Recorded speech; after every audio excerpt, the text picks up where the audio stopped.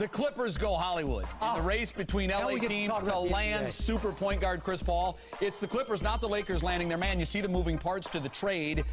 Stephen A., you were hot on this yesterday. You didn't like the fact that they'd give up Eric Gordon in this deal, but they did. Now, here's a tweet from Magic Johnson. He says, Donald Sterling is doing everything he can to try to win the first championship for the Clippers. Goes on to say the Clippers are a serious contender to win the West with CP3. Is Magic right? Does this trade make the Clippers contenders? I definitely think it does. There's no doubt about that. And let me say this. I was very reticent about giving up Eric Gordon, and I stand by that. But I was never fully against Chris Paul being on anybody's team. The dude's a superstar point guard. There's no denying that.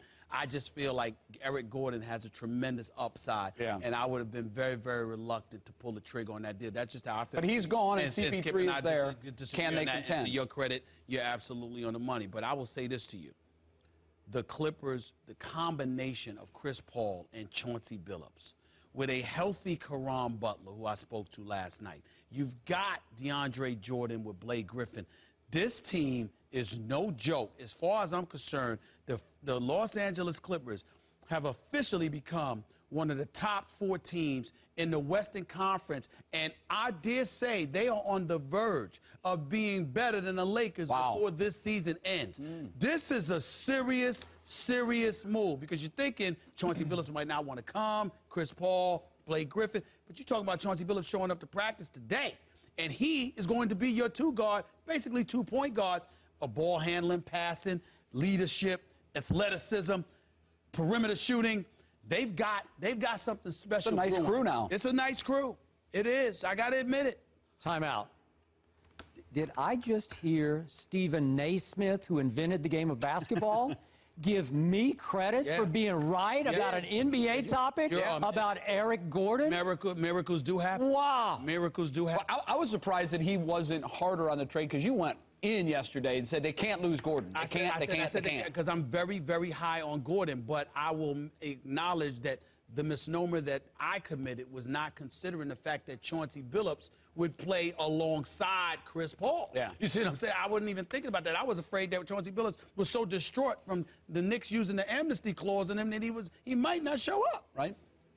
My point about Eric Gordon is they went 32-50 with Eric Gordon in his 3rd year last year. I agree with you. He can really shoot it. But he's an undersized shooting guard at about 6'3", who cannot defend the Kobes and the Joe Johnsons. So you can find somebody approximately like Eric Gordon. You can't find that other guy. He's the stud. CP3 is the guy who's going to change life for the Clippers. What are they now?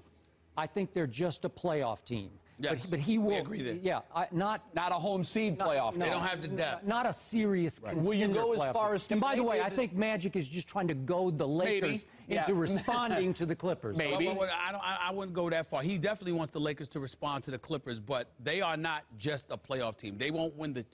They won't win the championship this year, but they are not just a playoff team. And the reason what I would bring to your attention, Skip, is what the Memphis Grizzlies did last year in the play. Came out of nowhere. Yeah, they did. You had Marc Gasol. You had Zach Randolph. Rudy Gay was hurt. Marty Conley. I mean, these boys, you look at the team that they have. They beat the Spurs. They took Oklahoma City to Game 7. If it wasn't for Kevin Durant and Russell Westbrook, you lose that series. So for me to look at that now, look at the Clippers. Well, they got Zach Randolph. You got Blake Griffin. They got Marc Gasol. You got an athletic DeAndre Jordan, plays well alongside Blake Griffin. I agree. He's pretty good. Rudy Gay was injured. You got a healthy Caron Butler, even though Rudy Gay will be back now. You look at the guard players, CP3 and Chauncey. Memphis backcourt don't compare to that. Look how deep they were, almost in the conference finals. You can't sleep on the Clippers right now. And I dare say this, they're a better box office attraction than the Lakers. You agree with that? No. Yes. They still have Kobe. Yeah, we're going to do that later in the show. Sure. I'll save my ammo for that one. But I will say, Chris Paul will maximize the skill set of Blake Griffin, which is still, to me, a little limited because he still doesn't have that 12, 15-foot shot. We agree there. Okay? But that alley-oop stuff that Chris Paul did with Tyson Chandler, look out below because they are coming down at you with that stuff. They're going to be Showtime. Yeah. They will be. They're going to be a lot of high-flying dunks and mid-court alley-oops. It's going to be fun to watch.